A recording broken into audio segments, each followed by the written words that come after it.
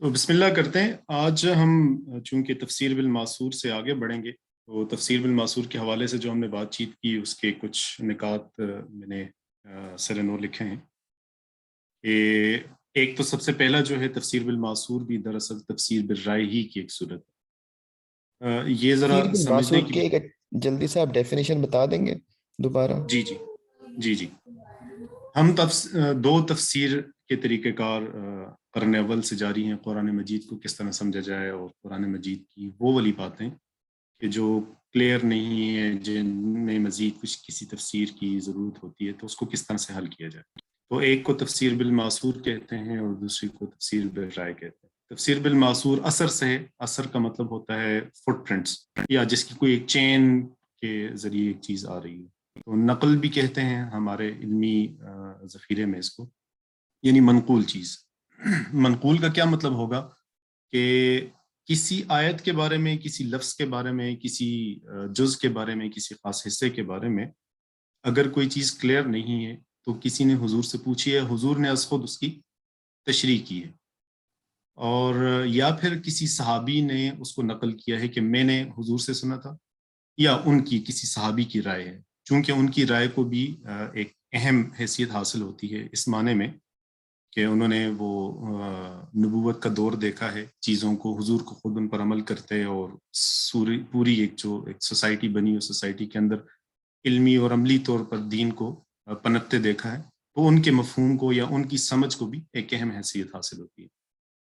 بنیادی طور پر تو تفسیر بالمعصور کا مطلب یہی ہے کہ وہ تفسیر جو حضور سے منقول ہے یا صحابہ سے، لیکن اس میں تابعین جو صحابہ کے بعد کی کڑی ہے ان کی رائے کو بھی مانا جاتا ہے، درج مانا جاتا ہے۔ کچھ لوگ اس سے اختلاف بھی کرتے ہیں، لیکن عمومی رائے میں ان چیزوں کو مانا جاتا ہے۔ اور تفسیر جو تابعین کی تفسیر ہے اس کو دراصل یوں سمجھا جاتا ہے کہ یہ کسی صحابی ہی کی رائے ہے، لیکن انہوں نے ان صحابی کا ذکر کرنے کے بجائے تابعین ہے، وہ جو امام یا عالم اسکالر نے جو بیان کی ہے، تو اگرچہ انہوں نے اپنے طور پہ بیان کیے لیکن یہ کسی نہ کسی سے ماخوذ ہے۔ تو یہ تو تفسیر بالمعصور ہو گئی۔ دوسری چیز جو تفسیر بالرائے ہے وہ بھی آگے آ جاتی ہے۔ میں نے یہاں پہ جو ایک چیز آپ کے سامنے رکھی ہے کہ تفسیر بالمعصور بھی دراصل تفسیر بالرائے ہی کی ایک صورت ہے، یہ بھی کچھ لوگوں کا خیال ہے، اور میری بھی اپنی ذاتی رائے اسی طرح کی ہے کہ تفسیر بالمعصور دراصل تفسیر بالرائے ہی کی ایک صورت ہے۔ اس میں یہ سمجھنا ضروری ہے کہ تفسیر بالرائے اصل میں اجتہاد کو، غور و فکر کو اور تدبر کو کہتے ہیں۔ چنانچہ جو تفاسیر ہمارے پاس کسی صحابی سے منقول ہیں، کسی تابعی سے منقول ہیں، الا وہ جو کہ خود حضور نے تشریح کی ہو، ان کو ایز اٹ از مانا گیا ہو، ادروائز منقول جو تفاسیر ہوتی ہیں وہ بھی تو بیان کرنے والے یا مفسر کی ایک سوچی سمجھی رائے ہوتی ہے۔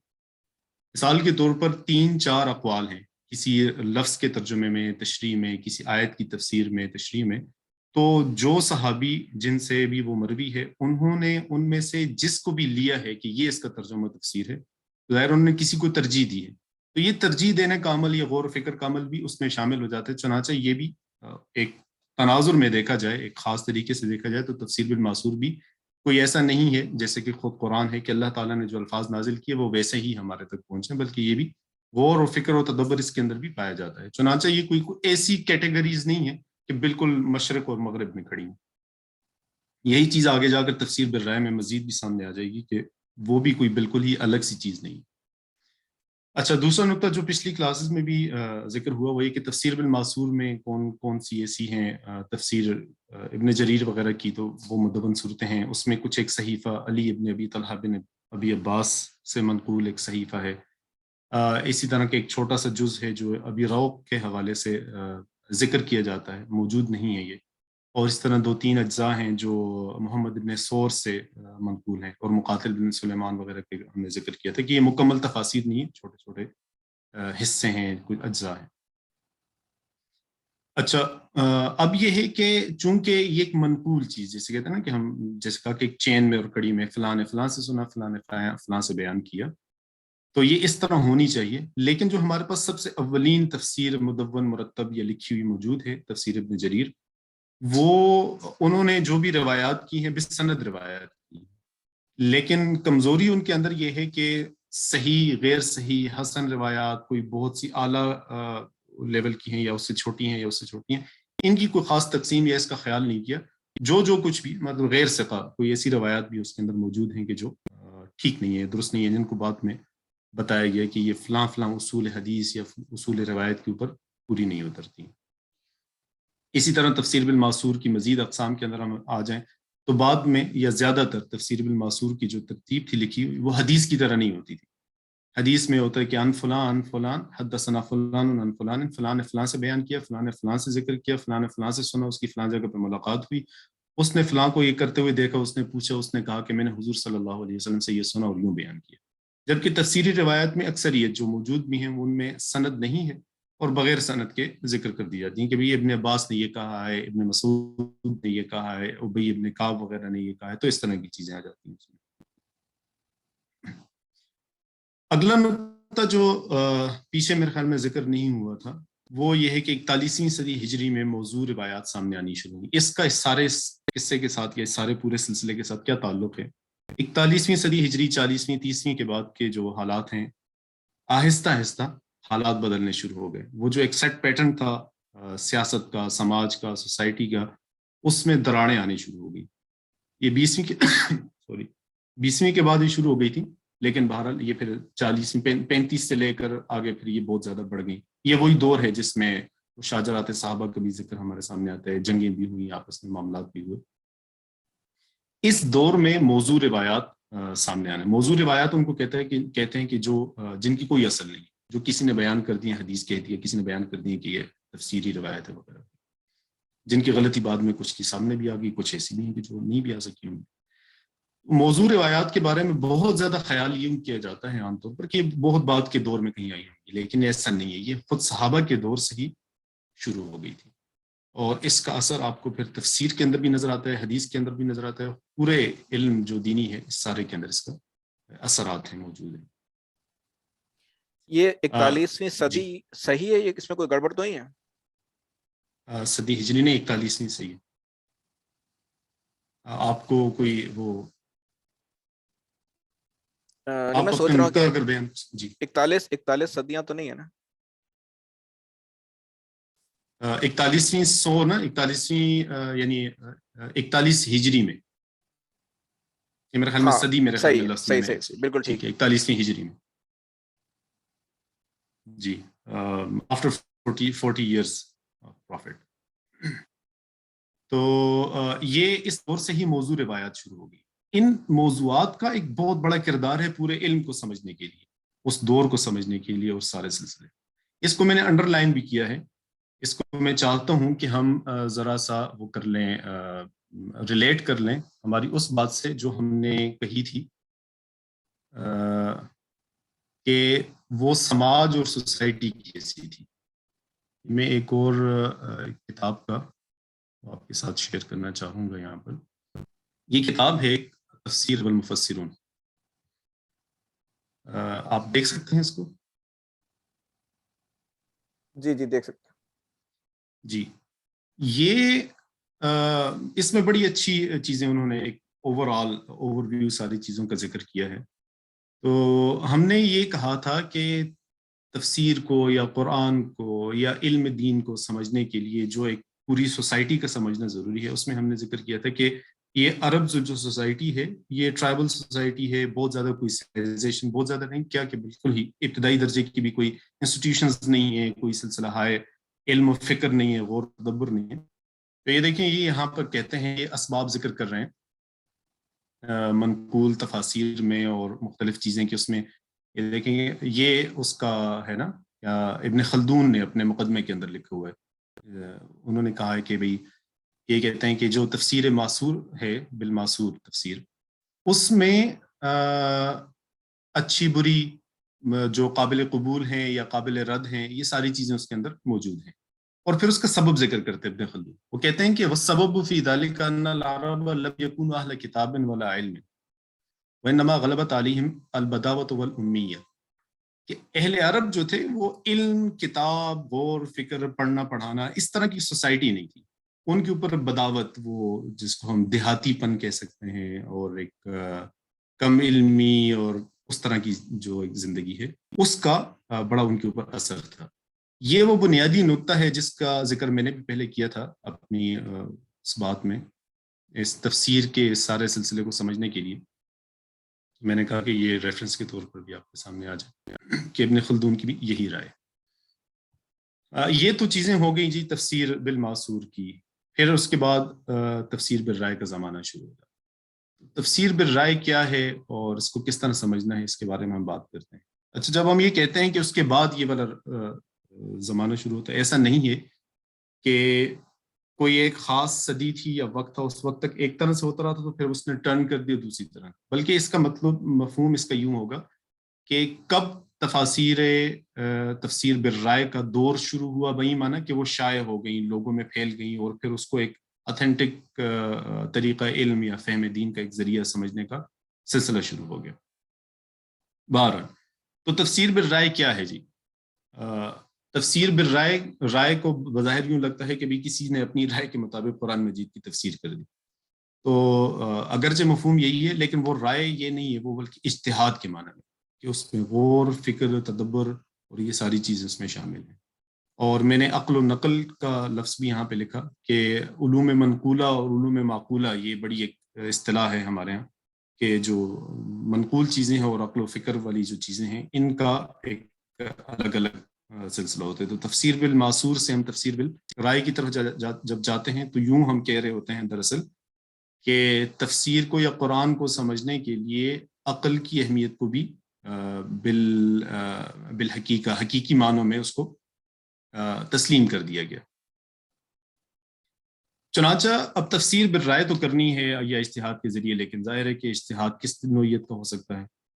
اس طرح کے اجتہادات بھی سامنے آئے ہیں کہ بھی وہ بالکل قرآن کا منشا و مقصد کیا ہے, خدا کیا کہنا چاہتا ہے, اس کے بجائے میری کیا ضروریات ہیں وہ اس کے اندر شامل کر دی گئی ہیں. جدید دور میں تو یہ بہت زیادہ ہے. بہت سارے مفسرین میں ہم یہ دیکھتے ہیں کہ وہ چونکہ دنیا کا جب فہم اور دنیا کا کائنات کا کاسموس جب ہماری بالکل چینج سی ہو گئی, تو اب ہم نے قرآن کے اندر نا بہت ساری چیزیں شامل کر دیں کہ بھی ایٹم کا ذکر بھی اس کے اندر ہے, اور ہم نے جو نا طب کو بھی اس کے اندر داخل کر دیا کہ بھی ترجیح بھی اس کے اندر ہے, اور پتہ نہیں کیا کچھ کون سی چیزیں جو ہم نے قرآن کے اندر داخل.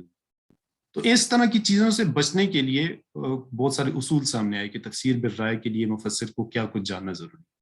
تو یہ دیکھیں, یہ جو ان تمام شرائط کی اساس ہے وہ ہے جو کہ دبستان شبلی کے اندر یا مکتب فراہی کے اندر جس پر زور دیا جاتا ہے کہ وہ کلام عرب کی باریکیوں سے واقف, اسے یہ پتہ ہو کہ بھئی یہ جو عربک لینگویج ہے اس میں کیا کچھ ہے, لفظوں کو کس طرح سے بھرتا جاتا ہے, جملہ کیسے بنتا ہے, باقی سیاق و سباق ساری چیزیں. لفظ کی دلالت یعنی لسانی مباحث یعنی لنگوسٹکس کا اس کا علم ہو کہ بھئی لفظ میں دلالت کیا ہوتی ہے, وہ میٹافورکس کیا ہوتے ہیں, اور باقی چیزیں جتنی بھی لسانیات کے علوم ہیں ان سے بھی وہ واقف. عربی ادب میں کافی دسترس رکھتا ہو. عربی ادب یعنی شعر اور قصص جو کچھ بھی عرب کے اندر علمی طور پر یا عرب زبان کے اندر موجود ہیں ان کے اندر اس کی واقفیت ہو. ایک اور چیز اسباب نزول اور ناسخ و منسوخ کا علم. اسباب نزول یا شان نزول جو کہا جاتا ہے, یہ کسی بھی آیت, کسی بھی سورہ یا کسی بھی جز کے اترنے کے جو واقعات تھے, بہت سارے اس طرح کی روایات ہمارے ہاں موجود ہیں کہ فلاں آیت فلاں جگہ پہ نازل ہوئی تھی, فلاں موقع پر نازل ہوئی تھی, فلاں حالات میں نازل ہوئی تھی, فلاں حکم کے اوپر نازل ہوئی تھی. اور ناسخ و منسوخ چونکہ روایتی طور پر اس کو تسلیم کیا جاتا ہے کہ کچھ آیات جو ہیں وہ بعد میں آئیں تو انہوں نے پہلی والی آیات کو منسوخ کر دیا. ان کا اس پہ ایک لمبی بحث ہے, آگے آ کر چل کر آئے گی اس کے بارے میں بھی کہ وہ کیا چیز ہے بیسیکلی, لیکن اس کا بھی علم رکھتا ہوں. اب اس سارے سیناریوں میں دو بڑی تقسیمیں پیدا ہو گئی کہ کیا تفسیر بالرائے جائز ہے یا ناجائز ہے. تو بہت سارے لوگوں نے کہا کہ بھی تفسیر بالرائے بالکل جائز نہیں, اور قرآن سے بھی اس کی دلیلیں دی جاتی ہیں اور حدیث سے بھی دی جاتی ہیں. قرآن سے تو کئی ساری آیات ہیں. ایک آیت یہ ہے کہ اللہ کے بارے میں وہ باتیں کرتے ہیں جو اللہ نے نہیں کی, اور اللہ کے اوپر جھوٹ باندھتے ہیں, افتراء کرتے ہیں. جس جگہ پہ علماء کے بارے میں کہا گیا کہ یہ اپنے معنی کو جو ہے نا قرآن کے اندر یا اللہ کے کلام کے اندر داخل کرتے ہیں. اس طرح کی ساری آیات سے انہوں نے کہا کہ اپنی رائے تو اس میں شامل نہیں ہو سکتی. حدیث میں آتا ہے کہ بھئی جس نے بھی اللہ کے اوپر بغیر علم کے کچھ کہہ دیا تو وہ اپنا ٹھکانہ جہنم میں بنا ہے. اور اس طرح کافی ساری روایات بھی ہیں اور آیات سے بھی اس طرح کا استخراج ہوتا ہے. تو انہوں نے کہا کہ یہ جائز نہیں. دوسرے وہ لوگ تھے وہ کہہ رہے تھے کہ یہ جائز ہے، اور ظاہر ہے کہ اس کی داخلی وجوہات قرآن کریم کے اندر بھی افلا یتدبرون القرآن بھی ہے، بہت ساری بے تحاشا آیات اور روایات کے اندر بھی آتا ہے کہ بھی جو قرآن پہ غور و فکر کرنے والے ہیں بہتر لوگ وہ ہیں کہ جو قرآن کو سیکھتے اور سکھاتے ہیں. اور اس طرح ابن عباس کے بارے میں اللہ کے نبی نے دعا کی تھی کہ اللہ آپ ان کو جو دین کی سمجھ عطا کریں، فہم عطا کریں وغیرہ. تو اس طرح کی بہت ساری چیزیں ہیں. بہرحال عمومی رائے یہی ہے کہ تفسیر بالرائے جائز ہے، لیکن اس کے لیے بہت ساری کچھ شرائط ہیں کہ فلاں علم آتا ہو، علم اشتقاق جس کو علم نحو صرف، بہت سارے علوم ہیں جو عربک لینگویج کے ساتھ ریلیٹڈ ہیں اور شریعت کے ساتھ ریلیٹڈ ہیں. اس میں سویلائزیشنل چیزیں بھی ہیں، لیکن ان کا فہم اور ان کی انڈرسٹینڈنگ اس معنی میں نہیں ہے جس معنی میں آج ہم لیتے ہیں. لیکن باہر ان کا اپنا کردار ہے جن کو تسلیم کیا گیا ہے. ادب کا پتہ ہو، تاریخ کا پتہ ہو، قصص کا پتہ ہو، روایات کا پتہ ہو، لوگوں کی قراءات کا پتہ ہو، لوگ کس طریقے سے گفتگو کرتے ہیں ان چیزوں کا پتہ ہو. یہ سارے بہت ساری شرائط ہیں. ایک میرے خیال میں ایک جو فیصلہ کن سی چیز ہے وہ سیدھی سی ہے، وہ یہ ہے کہ اگر تفسیر بالرائے ناجائز ہو تو پھر بہت سارے احکامات ایسے ہیں کہ بھئی وہ تو لٹرل معنوں میں آئے ہوئے ہیں. اگر آپ ان کو لٹرل میننگز میں لے لیں گے تو اس کے بعد دوسری چیز اس میں شامل نہیں ہوگی. مثال کے طور پر یہ جو نشے والا حکم ہے تو وہ تو خمر کے بارے میں ہی آتا ہے قرآن میں کہ بھئی یعنی الکوہل یا شراب حرام ہے. تو باقی چیزیں تو اس کے اندر کہیں پہ ذکر نہیں ہے، نہ وہاں پہ ہیروئن کا ذکر ہے، نہ وہاں پہ کیا کہتے ہیں اس کو چرس کا ذکر ہے، اور دنیا کے شیشہ، دنیا میں جو کچھ بھی آج کل ہوتا ہے یا پہلے بھی ہوتا رہا مختلف چیزیں. اس طرح جوئے کے تو جوا تو ایک خاص طریقے سے اگر وہاں پہ جو ہوتا تھا وہ والا ناجائز ہوگا. باقی اس کی صورتیں گیمبلنگ کی وغیرہ وغیرہ وہ تو پھر ناجائز نہیں ہونی چاہیے. لیکن ہم تسلیم کرتے ہیں، ہم مانتے ہیں کہ بھی وہاں پہ غور و فکر اور اجتہاد کے ذریعے سے ہم حکم کی علت کو سمجھیں گے کہ کس بنا پر آیا ہے اور کیا چیز ہے، اور اسی کو پھر ہم وہ ٹریول کرتا ہے پھر باقی احکامات کے اندر. چنانچہ شریعت کے اندر اگر اجتہاد کی ضرورت ہے، گنجائش ہے، اور اس کو تسلیم کیا جاتا ہے تو پھر قرآن ظاہر ہے کہ مبدا اور منبع جو ہے وہ قرآن ہے، تو اس میں بھی یہ ساری چیزیں چلیں گی. تو یہ ایک اوور آل اس کی انڈرسٹینڈنگ ہے کہ تفسیر بالرائے کیا ہے اور اس کو کس طرح سے دیکھا جاتا ہے. 6 صدی ہجری میں پہلی جو بڑی کتاب جس کو مانا جاتا ہے کہ وہ تفسیر بالرائے ہے، اور وہ مفاتیح الغیب امام فخر الدین رازی، تفسیر رازی کے نام سے بھی مشہور ہے، اور بہت بڑی کتاب ہے، 8 جلدوں میں ہے جو کہ انہوں نے لکھی تھی. اور اس کے اندر پھر بے تحاشا چیزیں، یعنی اس کو تفسیر کبیر بھی کہتے ہیں. اور بہت سارے لوگوں نے نا اس کے اندر چونکہ بہت سارے علوم کا ذکر ہے، بہت ساری چیزوں کو انہوں نے ٹچ کیا ہے، تو کچھ علماء نے جو امام رازی کے اوپر نقد کرنا چاہ رہے تھے یا ان کے اگینسٹ کچھ ان کے دل میں کوئی بات ہوتی تھی یا وٹ ایور، تو وہ کہا کرتے تھے کہ بھی اس کے اندر سب کچھ ہے سوائے تفسیر ہے، کیونکہ انہوں نے علم فلسفہ، ریاضیات، جو کچھ علوم اس وقت موجود تھے وہ ساری چیزیں اس کے اندر انہوں نے ذکر کی ہوئی ہیں. یہاں تک کہ انہوں نے وہ والے فرقے کہہ لیں یا گروہ کہہ لیں کہ جن کے بارے میں عمومی طور پر یہ سمجھا جاتا ہے کہ یہ گمراہ فرقے ہیں یا جیسے معتزلہ وغیرہ، ان کی چیزوں کو بھی انہوں نے ذکر کیا. اور یہ 544 ہجری میں وفات ہوئی ان کی، 534 6 صدی ہجری میں یہ موجود تھے.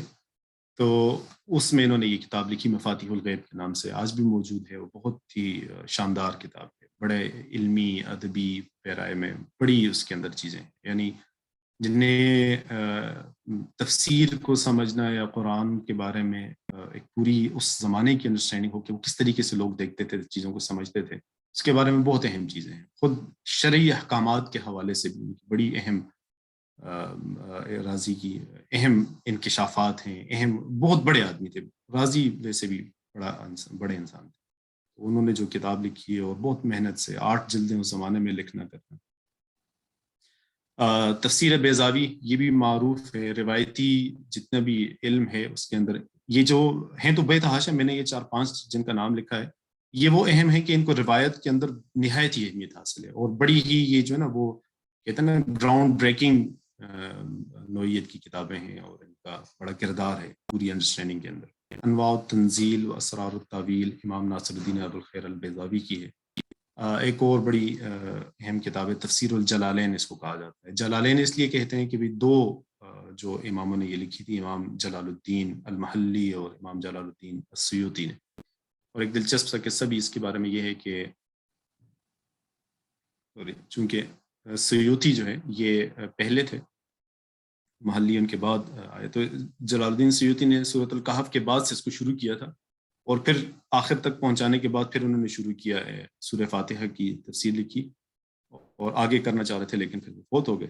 پھر بعد میں امام جلال الدین المحلی نے اس کو مکمل کیا، اور اسی وجہ سے جلالین عربی میں دو جلال کو کہتے ہیں، یعنی یہ دو کا معنی لیتے ہیں، تو اس لیے اس کو تفسیر الجلالین یعنی دو جلالوں کی تفسیر، جو امام جلال الدین محلی اور جلال الدین سیوطی کی تفسیر ہے۔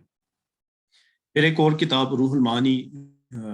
روح المعانی میں سمجھتا ہوں کہ دبستان شبلی سے تعلق رکھنے والے لوگ یا مکتب فراہی سے تعلق رکھنے والے لوگ، انہیں اس کتاب کا ضرور مطالعہ کرنا چاہیے، دلچسپی ہو۔ یہ نہایت ہی، جیسے کہ انہوں نے اس کے لفظ سے بھی نام سے بھی پتہ چلتا ہے، روح المعانی، یہ یعنی مفاہیم اور معنی کی روح، ان کا جو سول ہے، ان کا جو کرکس ہے۔ اور تفسیر القرآن العظیم و سبع المثانی، علامہ آلوسی بہت بڑے عالم گزرے ہیں، بہت بڑے اسکالر، تو انہوں نے یہ کتاب لکھی ہے، بہت ہی شاندار قسم کی، زبان، لسان، مفہوم، معنی کیسے لیا جاتا ہے، اس کو کیسے سمجھا جاتا ہے، اس بارے میں بڑی ہی شاندار چیزیں اس کے اندر موجود ہیں۔ تو یہ تفسیر بالرائے کا آپ آغاز کہہ لیں، اور اس کا مفہوم کہہ لیں کیسے ہوتا ہے۔ اب آپ جو سوال میرے ذہن میں پیدا ہوتا ہے، یا میں سمجھتا ہوں کہ پیدا ہونا چاہیے، وہ یہ ہے کہ 400، 450، 500 سال لگتے ہیں آپ کو تفسیر امام رازی کی تفسیر لکھنے میں، جس میں سارے علوم کا بھی ایک ٹچ ہے اور ساری چیزوں کو بھی ذکر کیا جاتا ہے، یہ کیوں؟ تو اب آپ اگر سوسائٹی کا جو پیچھے پورے سلسلہ ہے اس کو دیکھیں کہ بھی عرب ہے، حجاز سے وہ نکلتے ہیں، ظاہر سلطنت فتوحات تو ہوتی ہیں، لیکن لوگوں کا اور علم کا آپس میں جو انٹریکشن ہے وہ وقت لیتا ہے، اور آپ چیزوں کو کیسے سمجھتے ہیں، کس طرح آپ کے سامنے وسائل سامنے آتے ہیں۔ ظاہر ہے کہ ذرائع مواصلات نہیں ہیں، آمد و رفت کے ذرائع سچ نہیں ہیں، تو آپ ایک سینٹر میں بیٹھے ہوئے ہیں، وہاں سے آپ کی بات کیسے نیچے تک جاتی ہے، نیچے کے سارے حالات آپ تک کیسے پہنچتے ہیں، اور ان کی کیا کیا اثرات ہوتے ہیں، اس میں وقت لگتا ہے۔ یہ سارا وقت لگا ہے، اور اس سارے دوران 200-300 سالوں کے اندر بڑی بڑی جو دنیا کی اس وقت سویلائزیشنز ہیں، ان سب کے ساتھ آپ کا مصر کے ساتھ بھی آپ کا انٹریکشن شروع ہو گیا ہے، آپ کا جو رومن سلطنت ہے اس کے ساتھ بھی ہے، ایرانینس کے ساتھ بھی آپ کا ایک سلسلہ ہے، گریک جو اس زمانے کے بڑے علوم تھے وہ بھی آپ کے ہاں ترجمہ ہو کر آ گئے ہیں۔ اب آپ کے سامنے بڑے بڑے سوال پیدا ہو گئے، ایسے سوالات کہ جو سوالات عرب سوسائٹی کے اندر پیدا ہی نہیں ہو سکتے، ان کے حالات کو مد نظر رکھ کر دیکھا جائے۔ جب وہ پیدا ہی نہیں ہو سکتے تھے تو ان کا ذکر ہی کہیں پر نہیں، تو جب ذکر نہیں ہے تو آپ کو پتہ ہی نہیں کہ یہ والے چیزوں کا حل کیسے ہوگا، لیکن جب وہ سامنے آ گئے تو آپ کے ہاں فقہ بھی مدون ہونی شروع ہو گئی، آپ کے ہاں دیگر علوم کے اوپر بھی کام ہونا شروع ہو گئے، لیکن قرآن کے اوپر کام اس نوعیت کا اجتہادی غور و فکر و تدبر والا یہ بڑا بعد میں شروع ہو رہا ہے۔ ایسا نہیں ہے کہ 550 سال کے بعد ہی یہ سلسلے سوالات پیدا ہوں، پہلے بھی ہوتے رہے، لیکن قرآن کو جیسا کہ شروع میں بھی عرض کیا تھا کہ قرآن کو اعلیٰ و بالا سمجھا جاتا ہے، ٹھیک ہے، تو قرآن کے اوپر کوئی بات کرنا یا اس کے حوالے سے کوئی چیز کرنا یہ بڑا کام سمجھا جاتا ہے۔ وہ جو ہے کہ بھی خدا کی رائے، خدا کا کلام ہے، تو خدا کے کلام کے اوپر میں اگر کوئی رائے دیتا ہوں یا لکھتا ہوں کرتا ہوں تو یہ بہت بڑی چیز سمجھی جاتی ہے، عقیدے کے اعتبار سے بھی، فہم کے اعتبار سے بھی، علم کے اعتبار سے بھی، چنانچہ اس طرف کم لوگ آ رہے ہیں۔ لیکن جب راضی لکھتے ہیں اور راضی کے بعد چیزیں ایک طرح سے وہ کہتے ہیں نا پہلا پتھر ذرا بھاری ہوتا ہے، اس کے بعد پھر آپ کے پاس بے تحاشا کتابیں لکھی جا رہی ہیں، اور جیسے جیسے وقت گزرتا ہے اب وہ باقی معاملات تو جیسے تیسے ہم نے حل بھی کر دیا یا اس کے لیے کوئی صورت بنا دی، اب فوکس پچھلے 200-300 سالوں سے صرف قرآن کے اوپر آ گیا، کیونکہ اس کا جو یعنی اب سمجھنا چیزوں کو اور ان کا جو ایک ہماری بنیاد ہے قرآن کے اوپر ہی ہے. تو اب اس کو کتاب کی صورت میں بھی دیکھا جا رہا ہے, اس کے موضوعات کے اوپر بھی کام ہو رہا ہے. اب اس کے جو ہے اولین معنی اور اس سے جو مرادی معنی ہو سکتے ہیں, مفاہیم ہو سکتے ہیں, ان کے اوپر بھی کام ہو رہا ہے اور بے تحاشا ہو رہا ہے. شروع میں آپ کی ٹرانسفارمیشن ہے سوسائٹی کی, اس سوسائٹی سے پیدا ہونے والے سوالات ہیں, ان سوالات کو ایک نچلے لیول پر حل کرنے کی کوشش کی جاتی ہے. آپ اس کو آج بھی سمجھ سکتے ہیں.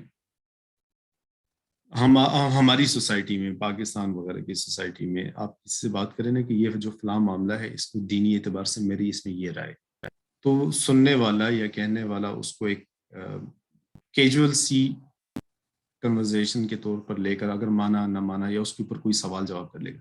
لیکن اگر آپ اس سے کہنا کہ قرآن کی فلاں آیت میں یہ ہے, تو اس کے بعد ایک طرح سے وہ بلاکیج آ جاتا ہے.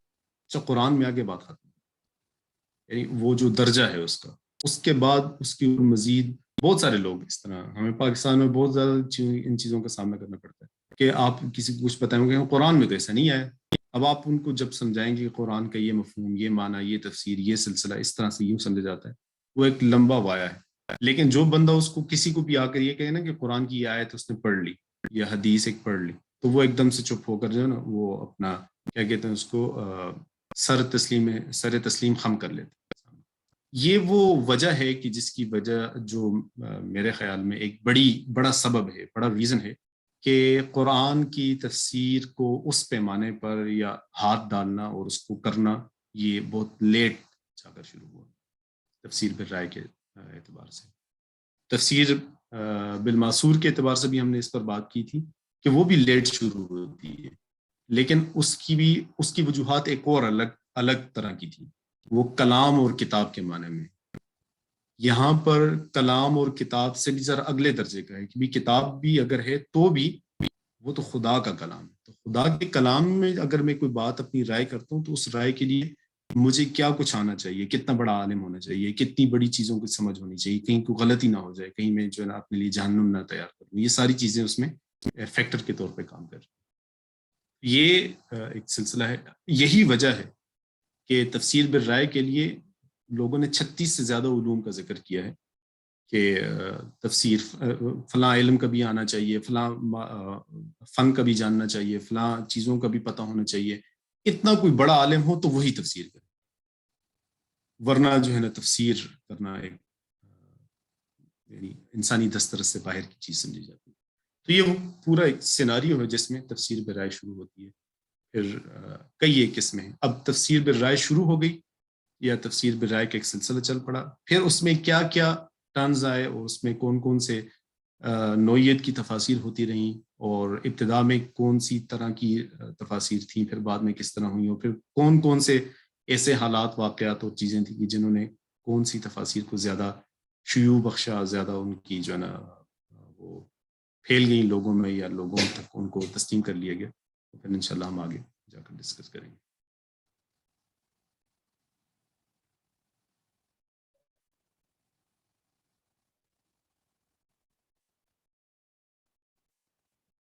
میرے خیال میں یہاں پہ کچھ سوالات وہ لے لیتے ہیں اور اس کے اوپر اسی کو مزید جو ڈسکس کرنا ہے اس کے اوپر بات کر لیتے ہیں, پھر بعد میں ہم اگلا ٹاپک اس پر جائیں گے.